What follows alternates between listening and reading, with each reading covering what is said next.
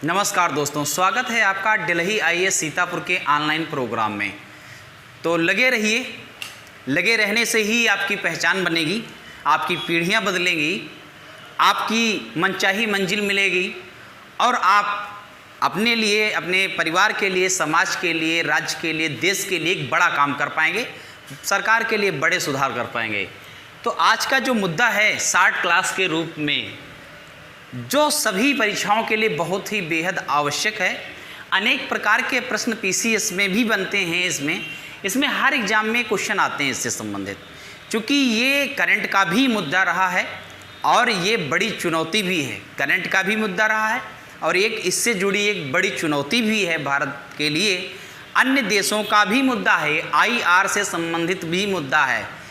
जब international relation पढ़ेंगे, अंतर्राष्ट्रीय जब संबंध पढ़ेंगे, तो उसमें एक जो लाइन है वो बहुत प्रचलित है, वो आपको सुनने को मिलेगी कि दोस्त का दोस्त दोस्त होता है और दुश्मन का दोस्त दुश्मन होता है। तो ये जो मुद्दा है बहुत ही बर्निंग मुद्दा है और ये जीएस से लेकर के, करंट से लेकर के, आईआर से लेकर के ये सब में दिखेगा। तो इसको हम थोड़ा सा समझने की कोशिश करते हैं। देखो, लिखा हुआ है, इसकी स्किल शॉट ले लीजिए और नोट्स बना लेना, इससे बाहर थोड़ी आता है। इतने मुद्दे हैं विशेष रूप से जो पढ़ने होते हैं, इससे मुद्दे हैं विशेष रूप से जो पढ़ने होते हैं। तो नदी जल विवाद और संबंधित राज्य या उनसे संबंधित कौन सा केंद्र शासित प्रदेश है जिसमें ये इस प्रकार का विवाद चलता है। ये तो एक देश की बात हो गई, अपने भारत देश की बात हो गई। अंतर्राष्ट्रीय मुद्दा बनता है कि जो नदियां चीन से होकर गुजरती हैं या कहें जो नदियां भारत से होकर पाकिस्तान को जाती हैं, तो कभी मुद्दा गरमाता है। या पिछले समय में देखा होगा आपने, कहा जा रहा था कि जो है पाकिस्तान प्यासों मर जाएगा अगर हम अपनी नदियों का जल रोक लेंगे या भारत की ओर मोड़ लेंगे। तो ये भी मुद्दा सुना होगा। फिर इसके एवज में कहा उसका जो हमारा दुश्मन है, उसका जो दोस्त है यानी जो चीन है, उसका भी यही कहना है कि जो भारत की ओर नदियाँ आती हैं उधर से वो वहाँ पर रोक लेगा, चीन की तरफ मोड़ लेगा, तो भारत के लिए एक बड़ी चुनौती होगी। तो इस प्रकार से इस जो टॉपिक है इसकी महत्ता और अधिक बढ़ जाती है। तो एक चुनौती क्या है, चुनौती के संदर्भ में आप समझिए। चुनौती ये है कि जो ये लड़ाई झगड़ा चल रहा, एक अभियान चला था, करंट में आपने देखा होगा कि नदी जोड़ो परियोजना एक आया था करंट में मुद्दा, कि नदी जोड़ो परियोजना, इस पर प्रयास करने का, इस पर फोकस करने का, इसको आगे ले जाने के प्रयास के लिए बात की गई थी। तो नदी जोड़ो परियोजना इससे संबंधित क्या है कि जब एक नदी को दूसरी नदी से जोड़ दिया जाएगा तो ये होगा कि ऐसा है कि जैसे मान लीजिए कोसी नदी है, तो कोसी नदी में आप हमेशा देखते होंगे बारिश के मौसम में वहाँ एक लंबे दूरी तक और एक लंबी एरिया को प्रभावित करती है, बाढ़ आती है। केरला में भी देखा होगा। तो जब हम ऐसी नदियाँ जिनसे बाढ़ आती है, ऐसी नदियाँ जिनका जल स्तर कम रहता है, आपस में जोड़ देंगे तो इस नदी का जल या तो नहर के माध्यम से या तो अन्य नदी के माध्यम से हम उन क्षेत्रों में ले जा सकते हैं जहाँ पर ड्रॉट की समस्याएं रहती हैं, सूखा संबंधी समस्याएं रहती हैं, इरिगेशन संबंधी समस्याएं रहती हैं, जल स्तर वहाँ पर कमज़ोर है, उत्पादन वहाँ पर कमज़ोर है। तो नदी को आपस में जोड़कर एक बड़ा काम ये किया जा सकता है कि अन्न के उत्पादन को और अधिक बढ़ाया जा सकता है। पहला लाभ तो ये होता ही होता है। दूसरी समस्या ये है, जो सूखे संबंधी समस्या है वो दूर होती है, जल स्तर जो घटता जाता है उससे संबंधित समस्या दूर होती है। तीसरा बड़ा लाभ ये है जिससे अपार जन धन की हानि होती है बाढ़ के कारण, तो बाढ़ पर भी नियंत्रण किया जा सकता है। चौथी बात ये है कि जल का अच्छे तरीके से सदुपयोग हो जाएगा और लोगों का, किसानों का, कृषकों का जीवन स्तर सुधर जाएगा। तो जब क्या है कि जब जो समस्या थी पानी की वो पूरी हो गई तो उत्पादन बढ़ जाएगा। जल के कारण, जल या कहें सिंचाई से क्या है, जो उत्पादन है,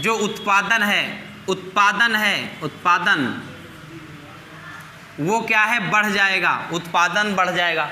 जब उत्पादन बढ़ जाएगा तो क्या होगा भाई, जब उत्पादन बढ़ेगा तो जो किसान हैं, जो कृषक है, इसकी क्या है, क्रय शक्ति ये भी बढ़ जाएगी, इसकी क्रय शक्ति भी बढ़ जाएगी। क्रय शक्ति का मतलब होता है ये विभिन्न अपनी आवश्यकताओं को पूरा करने के लिए दुकानों पे जाके चीज़ों को खरीदने लगेगा, अन्य काम पैसे के माध्यम से करने लगेगा। तो इससे फिर क्या हो जाएगा, इससे फिर रोजगार जनरेट हो जाएंगे, यानी रोजगार बढ़ जाएंगे, रोजगार मिलने लगेंगे। रोजगार जब मिल जाएंगे तो क्या है कि जीवन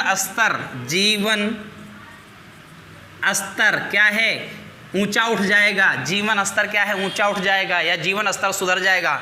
जब जीवन स्तर सुधर जाएगा तो क्या होगा, तो लोग क्या हैं, लोग हो जाएंगे खुशहाल। तो लोग क्या है, खुशहाल हो जाएंगे। तो जल यानी सिंचाई के माध्यम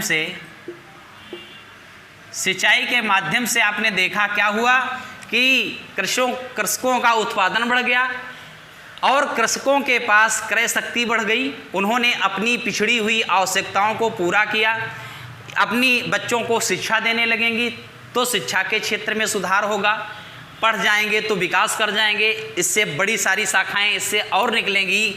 तो रोजगार भी पैदा होंगे। रोजगार इस रूप में पैदा होंगे जब लोगों के माल जो है सप्लाई होने लगेंगे, अधिक संख्या में दुकानों पर भीड़ होगी तो यहाँ पर लेबर भी और आने लगेंगे, यानी लेबरों की संख्या बढ़ जाएगी। काम क्योंकि अधिक बढ़ गया है, क्योंकि लोगों की क्रय शक्ति ज़्यादा है, भीड़ ज़्यादा लगा रहे हैं। तो ये सब होने लगेगा। जब गरीब भी, एक मजदूर भी रोजगार पा जाएगा तो उसके घर में भी क्या है, खुशहाली पैदा हो जाएगी, उसके घर में भी चहल पहल हो जाएगी, उसकी भी आवश्यकताएं पूरी होने लगेंगी, उसके भी बच्चे पढ़ने लगेंगे, उसके भी खान पान में सुधार हो जाएगा, रहन सहन में सुधार हो जाएगा, पहनावे में सुधार हो जाएगा, मकान भी बनाने लगेगा, गाड़ी भी लेने लगेगा। फिर क्या है, जब ये सब गाड़ी बंगला सारी चीज़ें होने लगेंगी तो लोग क्या हो जाएंगे, खुशहाल हो जाएंगे। तो आपने एक बड़ी बात देखा कि इससे कितना बड़ा लाभ हो रहा है। तो अब ये देख लीजिए कि क्या क्या मुद्दे हैं, किन किन राज्यों में मुद्दे हैं, किन नदियों से मुद्दे हैं। तो पहली बात तो ये है, कावेरी नदी जो जल विवाद है ये संबंधित है कर्नाटक राज्य से, संबंधित है तमिलनाडु राज्य से, केरल एवं पांडुचेरी 4 राज्यों से संबंधित है। आईएएस में प्रश्न आता है तो ऑप्शन सब देते हैं, कभी तमिलनाडु को हटा देंगे, अन्य राज्य को यहाँ पर जोड़ देंगे, ये सही है, दूसरा सही है, तीसरा सही, चौथा सही, इनमें से कोई नहीं सही। तो यहाँ पर कठिन हो जाएगा अगर चारों याद नहीं हैं। ये सिविल आईएएस से लेकर के वनडे एग्जाम, एक दिवसीय परीक्षाओं तक पूछे जाने वाले इन्हीं में से प्रश्न बनते हैं।